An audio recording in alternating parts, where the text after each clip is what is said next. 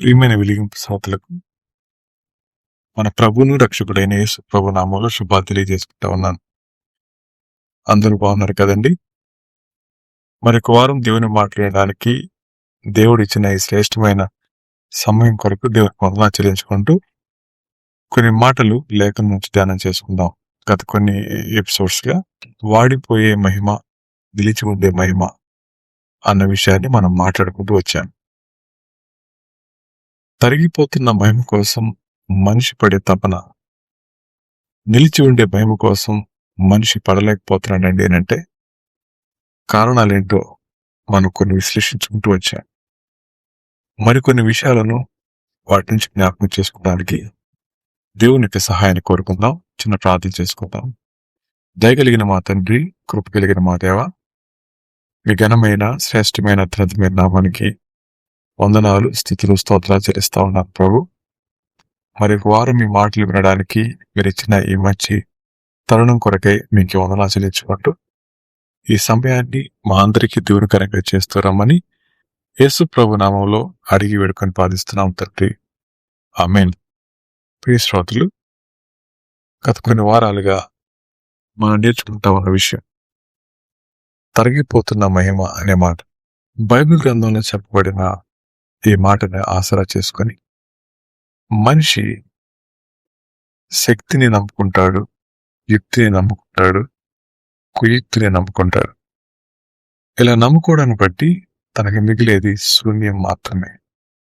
శక్తి, యుక్తి, కుయుక్తి అనే ఈ 3 విషయాలు మనిషిని తాత్కాలికమైన ఆనందాల్లోను, తాత్కాలికమైన విజయాల్లో మనిషిని ఉంచొచ్చేమో కానీ అది శాశ్వతమైన దుఃఖానికి పునాది అనే విషయం గుర్తుపెట్టుకోవాలి. అనేక సార్లు విశ్వాసులమైన మన జీవితాల్లో ఆ శక్తిని ఉపయోగిస్తాం, యుక్తిని ఉపయోగిస్తాం, కుయుక్తిని కూడా ఉపయోగిస్తాం. అలా ఎప్పుడు ఈ 3టిని సాధనాలుగా మనం వాడుకుంటా ఉంటామో మన పరిచర్యలో, మన విశ్వాస జీవితంలో అధోగతి తప్పదు అన్న విషయాన్ని జ్ఞాపకం చేసుకుంటాం. ఇది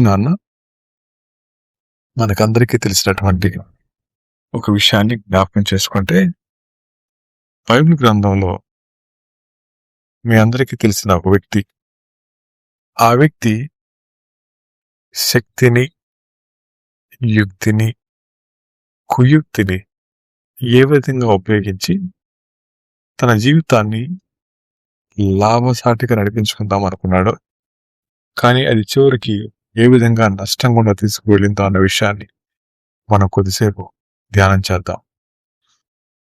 ఆ వ్యక్తి మనందరికీ తెలిసిన విధంగా సంసోను అనే వ్యక్తి.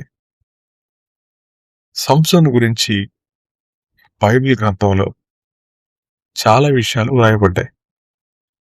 సంసోను గారు ఎంత బలమైన వాడో, సంసోను గారు ఎంత యథార్థంగా తన జీవితాన్ని ప్రారంభించాలని దేవుడు ఆశపడ్డాడు, సంసోను గారిని ఎంత బాధ్యతాయుతంగా చూడాలని ఆశపడ్డారో, అలాగే తల్లిదండ్రులు ఎంత ఇష్టపడి ఆయన్ని దేవుని దగ్గర అడిగి పొందుకున్నారు, ఇవన్నీ మనకు తెలిసిన విషయాలు.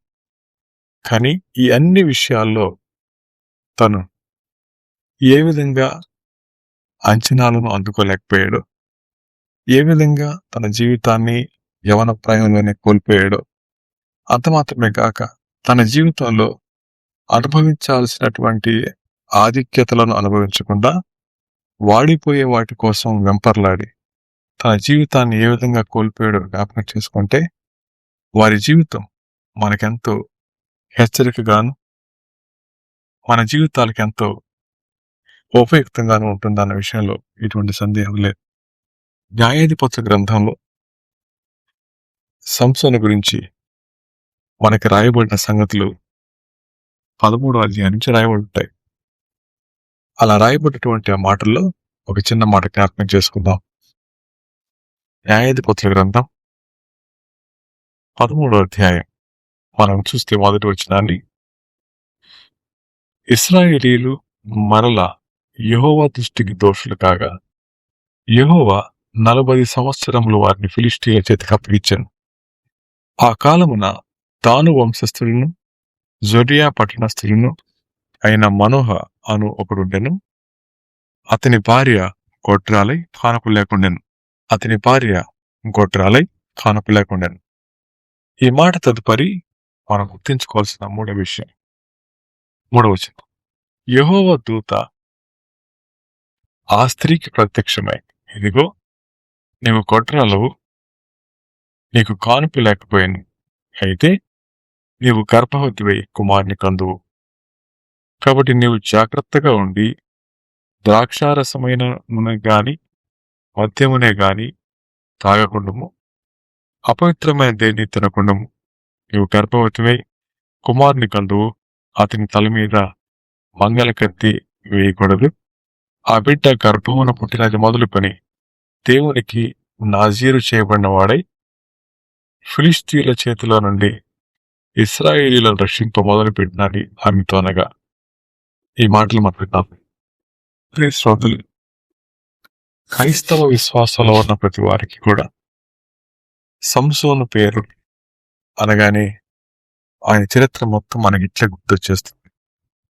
చరిత్ర మొత్తమే కాదు, తన భార్య, తన తల్లి, తన తండ్రి, తన స్నేహితులు, తను ఏ విధంగా నష్టపోయాడు, ఏ విధంగా ఆలోచించేవాడు, ఇవన్నీ మనకు అర్థమవుతాయి. అయితే సంసోను యొక్క జీవితం నుంచి మనం అన్ని విషయాలు ఆలోచించే కానీ ఒక వ్యక్తి వాడిపోయే మహిమ వెంట పడతా ఉన్నప్పుడు ఆ వ్యక్తి ఒడిసి పట్టుకునే 3 విషయాలు ఆలోచిస్తా ఉన్నాం. వాడిపోయే మహిమ మనిషి వెంటాడిస్తూ ఉన్నప్పుడు ఆ వ్యక్తి మొట్టమొదటిగా శక్తిని ఉపయోగిస్తాడు, తర్వాత యుక్తిని ఉపయోగిస్తాడు, తర్వాత కుయుక్తిని ఉపయోగిస్తాడు. ఈ 3 విషయాలు కనపడతా ఉన్నప్పుడు ప్రతి దశలోనూ ఆ వ్యక్తి విజయం సాధించినట్లుగానే ఉంటాడు, కానీ అది తన పతనానికి నాంది అనే విషయాన్ని ఏమాత్రం గుర్తుపెట్టుకోలేరు. ప్రియ శ్రోతలు, అనేక సార్లు మనందరి జీవితాల్లో సంసోను గారి వలె ప్రవర్తించిన దాఖలాలు లేకపోలేదు. అనేక సార్లు మన అహాన్ని సంతృప్తి పరచుకోవడానికి దేవుని యొక్క పిలుపును మరిచి, దేవుని యొక్క ఆలోచనను విస్మరించి మన ఇష్టానుసారంగా ప్రవర్తించినప్పుడు మనం మొట్టమొదటిగా ఉపయోగించినటువంటిది మన శక్తి అయి ఉండాలి. అవునంటారా? శ్రోతలు, మీరు జాగ్రత్తగా వినండి. దేవుని నుంచి ఒక వ్యక్తి డిపార్ట్ అవుతా ఉన్నప్పుడు, దేవుని నుంచి ఒక వ్యక్తి దూరంగా పారిపోతా ఉన్నప్పుడు ఆ వ్యక్తి ఎక్కువగా ఆశ్రయించేది తనకున్నటువంటి శక్తిని మాత్రమే. ఇలా అని శక్తిని ఆశ్రయించడం తప్పు అనడం లేదు, కానీ శక్తిని ఏమాత్రం ఉపయోగించకుండా బద్దగస్తుడిగా కూర్చోమని మనం మాట్లాడుకోవడం లేదు. కానీ శక్తిని ఎక్కడ వాడాలి, దేనికి వాడాలి, ఎలా వాడాలి, ఎవరి మహిమార్థమే వాడాలి అన్న ఆలోచన మన దగ్గరికి వచ్చినప్పుడు మన జీవితాల్లో అనేక సార్లు మన శక్తిని మన స్వప్రయోజనం కోసం, మన ఇచ్ఛలు తీర్చుకోవడం కోసం, అలాగే మన పేరు ప్రఖ్యాతులు చేయించుకోవడం కోసం, అలాగే 10 మందిలో మనం తల అనిపించుకోవడం కోసమే వాడినట్లే కనపడుతుంటుంది, కానీ దేవుని మహిమార్థమే వాడిన దాఖలాలు తక్కువ కనపడతాయి. ఈ సంసోను గారి యొక్క జీవితంలో వారి ద్వారా దేవుడు జరిగించిన కార్యాల్లో అనేక సార్లు తన శక్తిని ఉపయోగించింది మనకు తెలుసు కదండి. నక్కల తోకలకి నొప్పు పెట్టడం కానీ, నొప్పు పెట్టి పంపించడం కానీ, బలమైన ఎముకతో అనేక మందిని చంపడం కానీ ఆలోచిస్తే దేవుడు తన పని జరిగించుకున్న మాట వాస్తవమే, కానీ అక్కడ సంసోను గారి యొక్క జీవితంలో ఆ శక్తిని ఉపయోగించుకుంది తన కోసమే అన్న విషయం మనకు అర్థమవుతుంది.